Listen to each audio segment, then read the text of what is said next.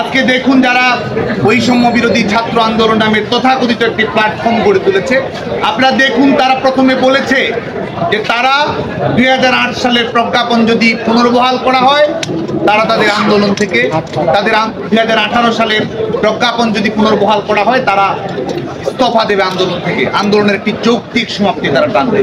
2018 সালের প্রজ্ঞাপন পুনর্বহাল করা হয়েছে, তারা সেখান থেকে তারা অনর্থকভাবে তাদের আন্দোলন জারি রেখেছে। এরপরে তারা বলেছে কমিশন গঠন করার কথা নির্বাহী বিভাগের কাছে। এর মধ্যে আপনারা জানেন যে হাইকোর্ট বিভাগ একটি পর্যবেক্ষণ দিয়েছে আমাদের নির্বাহী বিভাগের প্রতি, এবং 7ই আগস্ট অ্যাপিলেট ডিভিশনের শুনানি রয়েছে। এখন আবার তারা 180 ডিগ্রি ঘুরে কি বলছে যে আইনসভা নাকি এই বিষয়ে একটি আইন প্রণয়ন করবে, অথচ কোটা সবসময় একটি চলতি বিষয়। কোটা সবসময় নির্বাহী বিভাগ অন্তর্ভুক্তিমূলক সরকার ব্যবস্থা, অন্তর্ভুক্তিমূলক সমাজ ব্যবস্থা প্রতিষ্ঠা করার জন্য বাস্তবতার আলোকে সবসময় সিদ্ধান্ত গ্রহণ করে। কারণ আজকে আমরা জেন্ডার সমতা প্রতিষ্ঠা করার জন্য নারীদের অন্তর্ভুক্তির কথা বলছি। আজকে একটি ইনক্লুসিভ সমাজ ব্যবস্থা এবং সকল স্তরের জনগোষ্ঠীর প্রতিনিধিত্ব নিশ্চিত করার জন্য আজকে ক্ষুদ্র নেতা আমাদের বিভিন্ন নৃতাত্ত্বিক জাতিসত্তার প্রতিনিধিত্ব নিশ্চিত করার কথা বলছি। আজকে প্রান্তীয় অঞ্চলের নিম্নবর্গীয় জনগোষ্ঠীর প্রতিনিধিত্ব নিশ্চিত করার জন্য তাদের একটি প্রতিনিধিত্ব নিশ্চিত করার জন্য একটি সুরক্ষামূলক নীতি থাকা প্রয়োজন, সেটি আমরা কথা বলছি। সার্বিকভাবেই এটি একটি পলিসি ডিসকাশনের বিষয়। এটি আমরা বাংলাদেশ ছাত্রলীগের পক্ষ থেকে বারবার বলছি, এটি মব জাস্টিস কিংবা স্পট ডিসিশনের কোনো বিষয় নয়। এবং সবচেয়ে বড় কথা যে আমাদের রাষ্ট্র পরিচালনার কিছু মৌলিক নিয়ম কানুন রয়েছে। নির্বাহী বিভাগ, বিচার বিভাগ, আইনসভা প্রত্যেকটিরই সুস্পষ্ট সীমারেখা রয়েছে, এবং বাংলাদেশের ছাত্র সমাজ যুগে যুগে বিচার বিভাগের স্বাধীনতার জন্য, মৌলিক মানবাধিকার প্রতিষ্ঠা করার জন্য এবং সেপারেশন অফ স্টেটস, নির্বাহী বিভাগ এবং বিচার বিভাগ এবং আইনসভার পার্থক্য স্বাতন্ত্রীকরণের জন্য বাংলাদেশের ছাত্র সমাজ লড়াই করছে। আজকে যারা নিজেদেরকে স্বঘোষিত মেধাবী দাবি করছে তারা কি নির্বাহী বিভাগ এবং বিচার বিভাগের পার্থক্য জানে না? তারা কি আইনসভা এবং নির্বাহী বিভাগের কাজের মধ্যে যে স্বাতন্ত্র্য রয়েছে, পরিপূরক রয়েছে, সমন্বয় রয়েছে, সে বিষয়গুলো সম্পর্কে কি তারা অবগত নয়? এবং আমরা আমাদের ছাত্র সমাবেশ থেকে আমরা প্রশ্ন উত্থাপন করেছি যে তারা আসলে চায় কি। তারা বলছে কোটা না মেধা, আবার গণমাধ্যমের বন্ধুদের কাছে তারা বলছে তারা কোটা সংস্কার চায়। এবং এই যে মেধার টেন্ডার নেয়া, এটি আজকে আমাদের গণমাধ্যমের বন্ধুদের কাছেও আজকে আমরা তুলে ধরতে চাই। কারণ একটি সরকারি নিয়োগ প্রক্রিয়া, এটি আমরা প্রশ্ন হচ্ছে এটি নিয়োগ প্রক্রিয়াটি স্বচ্ছ থাকছে কিনা, আমরা একটি যৌক্তিক পলিসি গ্রহণ করছি কিনা, এটি বিষয়টি তো মেধা কিংবা অমেধার লড়াই সেটি নয়। এবং গণমাধ্যমের বন্ধুদের কাছে আমরা আমাদের কিছু ইনফরমেশন শেয়ার করতে চাই যে কাদেরকে মেধাবী বলা হচ্ছে এবং কোটা কোথায় প্রয়োগ হয়, এই সম্পর্ক তো আমাদের যারা প্রফেশনাল আন্দোলনকারী তাদের তো প্রফেশনালি এইসব বিষয় সম্পর্কে ধারণা থাকা প্রয়োজন ছিল। আমাদের গণমাধ্যমের বন্ধুদের সঙ্গে আমরা শেয়ার করতে চাই 43তম বিসিএসে আপনারা জানেন যে প্রিলিমিনারি পরীক্ষায় অংশগ্রহণ করেছিল 4,42,832 জন। প্রিলিমিনারি পরীক্ষায় প্রায় 5 লক্ষ শিক্ষার্থী অংশগ্রহণ করেছিল। সেখান থেকে লিখিত পরীক্ষায় উত্তীর্ণ হয়েছে 15,229 জন। 5 লাখ থেকে 15,000, এই 15,000 শিক্ষার্থী কি মেধাবী নয়? এবং শুধু তাই নয়, লিখিত পরীক্ষায় 15,000 শিক্ষার্থী উত্তীর্ণ হওয়ার পরে ভাইবায় গিয়ে 2,163 জন পরীক্ষার্থী উত্তীর্ণ হয়। এবং যখন ক্যাডার সার্ভিসে আমরা তাদেরকে নিয়োগ দেই, ঠিক সেই মুহূর্তে কোটার বিষয়টি প্রয়োগ করা হয়। তাহলে এই যে 43, এই 5 লাখ থেকে যে 15,000 শিক্ষার্থী, যে 15,000 থেকে যে 3,000 শিক্ষার্থীর কাছে আরো নিচে শিক্ষার্থীরা নির্বাচিত হয়েছে, তারা কি মেধাবী নয়? এই যে মেধা এবং অমেধা, কোটা না মেধা, এ ধরনের একটি প্রোপাগান্ডা আমরা পরিচালনা করছি, এটি কি সুস্থতার পরিচায়ক? এটি কি মেধার পরিচায়ক? নাকি মেধার নামে একটি মেধাহীন একটি বিতর্ক আজকে বাংলাদেশের ছাত্র সমাজের উপর এই গুটি কয়েক আন্দোলনকারী চাপিয়ে দেওয়ার চেষ্টা করছে বলে আমরা মনে করি। এবং আজকে আমরা বলেছি যে এটি তো একটি পলিসি ডিসকাশনের বিষয় এবং তাৎক্ষণিক যে সমাধান প্রয়োজন ছিল, আদালতের নির্দেশের মাধ্যমে ইতিমধ্যে সেই তাৎক্ষণিক সমাধান হয়েছে। এই মুহূর্তে বাংলাদেশে কোথাও কোনো কোটা নেই। তাহলে তারা কি সরকারি চাকরির পরীক্ষায় অংশগ্রহণ করে উত্তীর্ণ হতে চায়? তারা কি চাকরিজীবী হতে চায় নাকি আন্দোলনজীবী হতে চায়?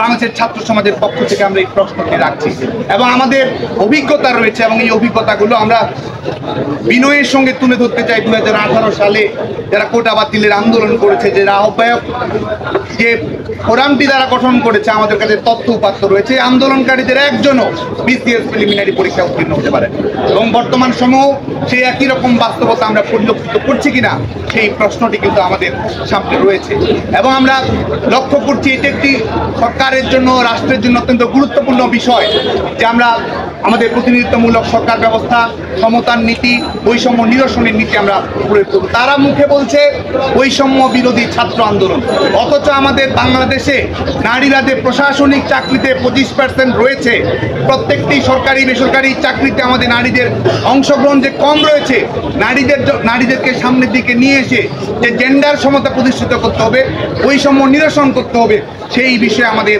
ছাত্র বন্ধুদের, আন্দোলনকারী শিক্ষার্থীদের কোনো কথা আমরা দেখতে পাই না। এবং আমরা দেখেছি যে আমাদের বিশেষ করে 2018 সালের পরিপত্র জারি করার আগে আমাদের নারীদের সরকারি চাকরিতে, বিশেষ করে বিসিএস ক্যাডারে পিএসসির আওতাধীন পরীক্ষায় নারীদের অংশগ্রহণ ছিল 25 থেকে 26%। পরবর্তী সর্বশেষ বিসিএসে আপনারা জানেন যে 20%-এর নিচে নেমে এসেছে সর্বশেষ বিসিএসে। যে কারণে আমরা আহ্বান জানাচ্ছি যে আমাদের জেন্ডার সমতা প্রতিষ্ঠিত করার জন্য, নারীর ক্ষমতায়ন নিশ্চিত করার জন্য আমাদের যে নিয়ম নীতি থাকা প্রয়োজন, সাংবিধানিক সুরক্ষা প্রয়োজন, সেটি তো আমাদেরকে অবশ্যই রাখতে হবে। তাহলে কি তারা বৈষম্য নিরসনের জন্য আন্দোলন করছে নাকি বৈষম্য জারি রাখার জন্য তারা আন্দোলন করছে এবং আমাদের নারীদেরকে সমাজের প্রতিপক্ষ বানাচ্ছে, নারীদেরকে প্রশাসনিক নিয়োগ প্রক্রিয়া থেকে দূরে রাখার লক্ষ্য তারা চরিতার্থ করতে চাচ্ছে, সে বিষয়ে আমাদের গণমাধ্যমের বন্ধুরা অবগত রয়েছেন বলে আমরা জানি। এবং আমাদের বিভিন্ন জাতিসত্তার নৃতাত্ত্বিক জনগোষ্ঠী যারা রয়েছে, আপনারা জানেন যে এই 2018 সালে পরিপত্র জারি করার আগেও খুব বেশি বিভিন্ন আমাদের 50-এর অধিক বিভিন্ন নৃতাত্ত্বিক জাতিসত্তা রয়েছে। 20 জন 21 জন করে তারা আমাদের এই পিএসসির আওতাধীন বিসিএস পরীক্ষায় তারা অংশগ্রহণ করার সুযোগ পেত। পরবর্তীতে সর্বশেষ বিসিএসে আমরা দেখেছি মাত্র 2 জন পার্বত্য চট্টগ্রাম থেকে, একজন নিরীক্ষা ক্যাডার, একজন প্রশাসন ক্যাডারে সুযোগ পেয়েছে। তার মানে কি আমরা তাদেরকে আমাদের ইনক্লুসিভ সোসাইটি প্রতিষ্ঠিত করার জন্য তাদেরকে আমরা এক ধরনের প্রোটেকশন দেব না, যেটি আমাদের সাংবিধানিক অঙ্গীকার। এবং এটিতে আমরা সুস্পষ্ট হয়ে বলছি যে যিনি পরীক্ষায় ভালো করছে না, বাংলাদেশের আমলাতান্ত্রিক প্রক্রিয়ায় তার অংশগ্রহণেরই সুযোগ নেই।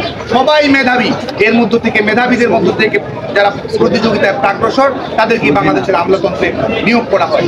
এবং আমরা আজকে দাবি করছি যে আমরা এমন অবস্থায় একটি যেন পৌঁছে গেছি, আন্দোলনকারীদের ভাবগতি দেখে মনে হচ্ছে যে বাংলাদেশের যে অঞ্চলভিত্তিক যে বৈষম্য রয়েছে, প্রান্তীয় অঞ্চলের মানুষের যে সুযোগ সুবিধা থেকে বঞ্চনা রয়েছে, সেখান থেকে পুরোপুরি আমরা যেন সরে এসেছি, সেই জায়গা যেন একটি সুষম রাষ্ট্র যেন আমরা প্রতিষ্ঠিত করতে পেরেছি ইতিমধ্যেই, সেই ধরনের একটি ভাবগতি আমরা দেখতে পাচ্ছি। আমরা মনে করি তারা বোকার স্বর্গে বসবাস করছে, মেধার স্বর্গে নয়, তারা আসলে বোকার স্বর্গে বসবাস করছে। এবং আমাদের কাছে যেটি পরিসংখ্যান রয়েছে আমাদের নারীদের অংশগ্রহণের ক্ষেত্রে, বিসিএস পুলিশে আপনারা জানেন যে 36তম বিসিএসে মাত্র 14 জন, 37তম বিসিএসে 14 জন, 38তম বিসিএসে 12 জন, 40তম বিসিএসে 10 জন, 41তম বিসিএসে 4 জন নারী আমাদের এই প্রশাসনিক প্রক্রিয়ায় অংশগ্রহণ করার সুযোগ পেয়েছে। এবং পুলিশ সার্ভিসে যদি দেখেন যে আমাদের 41তম বিসিএসে পুলিশ সার্ভিসে 18টি জেলা থেকে কোনো প্রতিনিধিত্ব আমরা নিশ্চিত করতে পারিনি। 40তম বিসিএসে 24টি জেলা থেকে একজন পুলিশও নিয়োগ লাভ করতে পারেনি। এই হচ্ছে বাংলাদেশের প্রশাসনিক নিয়োগ প্রক্রিয়ার বাস্তবতা। সে কারণে আজকের এই অনুষ্ঠানের মধ্য দিয়ে এবং আমাদের নারীদের জনসংখ্যার হার 50 থেকে 50 এবং 49 নারী পুরুষের শ্রমশক্তিতে অংশগ্রহণ আমাদের যেটি রয়েছে সরকারি, আমাদের সব ধরনের সকল গ্রেডের চাকরিতে 29.29 আমাদের নারীদের সরকারি চাকরিতে অংশগ্রহণের হার। এই কারণে আজকে বাংলাদেশ ছাত্রলীগের পক্ষ থেকে আমরা এই তথ্যগুলো আমাদের সংবাদ মাধ্যমের বন্ধুদের মাধ্যমে ছাত্র সমাজের কাছে আমরা নিয়ে আসতে চাই।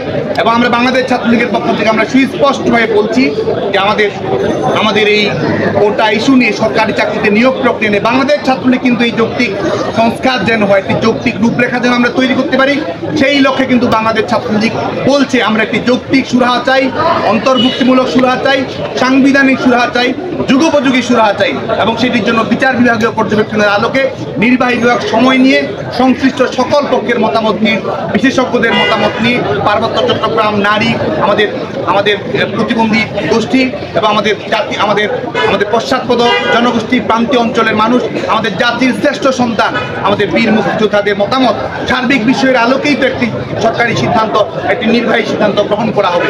তাহলে কিসের এত তাড়াহুড়ো? সে কারণে বাংলাদেশ ছাত্রলীগের পক্ষ থেকে আমরা শিক্ষার্থীদেরকে যেমন অভিনন্দন জানাই যে তারা আদালতের পর্যবেক্ষণের আলোকে সন্তোষ জানিয়ে তারা সরে এসেছে, একই সঙ্গে বাংলাদেশ ছাত্রলীগের পক্ষ থেকে আমরা হুঁশিয়ারি উচ্চারণ করতে চাই যারা দিনের পর দিন নৈরাজ্য জারি রাখতে চায়। আমরা মনে করি যে বাংলাদেশের মানুষকে, বাংলাদেশের ছাত্র সমাজকে যারা গণমানুষের প্রতিপক্ষ হিসেবে পর্যবেসিত করতে চায়, বাংলাদেশের নারী সমাজের অগ্রগতি উন্নয়নকে যারা বাধাগ্রস্ত করতে চায়, পশ্চাৎপদ জনগোষ্ঠীকে বৈষম্য মুক্তির সংগ্রামকে যারা বাধাগ্রস্ত করতে চায়, বাংলাদেশের ছাত্র সমাজ তাদের বিরুদ্ধে ঐক্যবদ্ধ রয়েছে। যে কারণে আজকে আপনারা জানেন যে আমরা কিন্তু বাংলাদেশ ছাত্রলীগের যৌক্তিক সংস্কার চাই।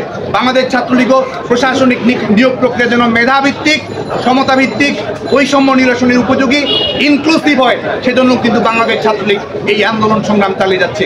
আমরা মনে করি যে মব জাস্টিস নয়, কনস্ট্রাকটিভ পলিসি অ্যাডভোকেসির মাধ্যমে এই সমস্যাটির একটি সমাধান তৈরি করা সম্ভব। আজকে দেখুন যে শাহবাগকে অবরোধ করা, ব্লকেট তৈরি করা, চাইলেই তো জাদুঘরের সামনে সমাবেশ করা যায়, চাইলেই তো সন্ত্রাস বিরোধী রাজু ভাস্কর্যের সামনে সমাবেশ করা যায়।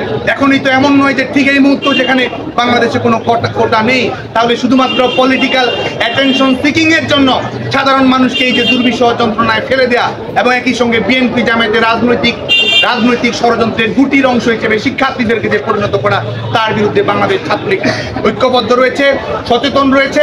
এবং বাংলাদেশ ছাত্রলীগ আজকে এখান থেকে আপনারা জানেন যে আমরা ডোর টু ডোর ক্যাম্পেইন পরিচালনার উদ্বোধন করছি এবং একই সঙ্গে এক ধরনের পলিসি অ্যাডভোকেসি আমরা পরিচালনা করছি। কারণ আমরা মনে করি সাধারণ শিক্ষার্থীদের মতামত আমরা গ্রহণ করব। যৌক্তিক সংস্কারের অংশ হিসেবে আনুপাতিক হারটি কীরকম হতে পারে, শিক্ষার্থীদের কাছ থেকে আমরা সে মতামত সংগ্রহ করব, সাধারণ শিক্ষার্থীদের কাছে বাস্তব তথ্য উপাত্ত আমরা তুলে ধরবো। সেটির আলোকে আমরা যথাযোগ্য কর্তৃপক্ষের কাছে যথাযথভাবে বাংলাদেশ ছাত্রলীগের পক্ষ থেকে সাধারণ শিক্ষার্থীদের মতামত আমরা তুলে ধরবো এবং এর মধ্যে বিচার বিভাগীয় পর্যবেক্ষণ আসবে। সেটির পরেই কিন্তু একটি ইনক্লুসিভ সিদ্ধান্ত, একটি গ্রহণযোগ্য সিদ্ধান্ত, একটি টেকসই সমাধান হতে পারে বলে আমরা দৃঢ়ভাবে বিশ্বাস করি। এবং যতক্ষণ পর্যন্ত না এটির একটি যৌক্তিক সুরাহা হচ্ছে, বাংলাদেশ ছাত্রলীগ অবশ্যই সাধারণ শিক্ষার্থীদের সাথে নিয়ে শান্তিপূর্ণভাবে গণতান্ত্রিক উপায়ে, আইনসঙ্গত উপায়ে তাদের যে লড়াই রয়েছে আমাদের, সেই লড়াইকে আমরা অবশ্যই অব্যাহত রাখবো। সে কারণে আজকে আপনারা জানেন যে আমাদের বিশ্ববিদ্যালয়গুলোতে আমরা প্রত্যাশা করছি যে অনতিবিলম্বে ক্লাস পরীক্ষা চালু হবে।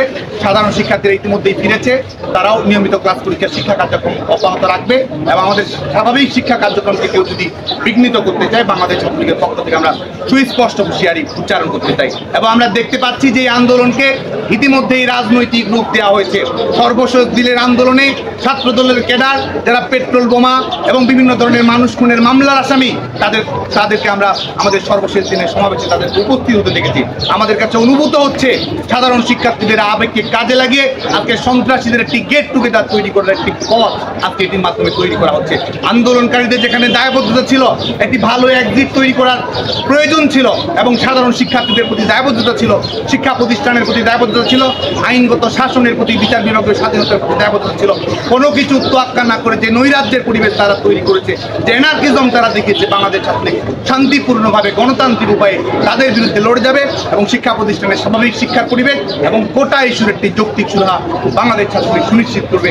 এই আশাবাদ রেখে আমাদের ডোর টু ডোর ক্যাম্পেইন এবং পলিসি অ্যাডভোকেসিতে আমরা গোটা বাংলাদেশের সমস্ত শিক্ষার্থীদেরকে আমরা মতামত জানিয়েছি। তারা চিঠি দিয়ে, লিখিতভাবে কিংবা আমাদের অফিসিয়াল ইমেল অ্যাড্রেসেও তাদের মতামত আমাদের কাছে পৌঁছে দিতে পারে। আমরা মনে করি যে আমরা সাধারণ শিক্ষার্থীদের শান্তিপূর্ণ উপায়ের মাধ্যমে বিদ্যমান সমস্যার একটি যৌক্তিক সুরাহা করতে পারবো।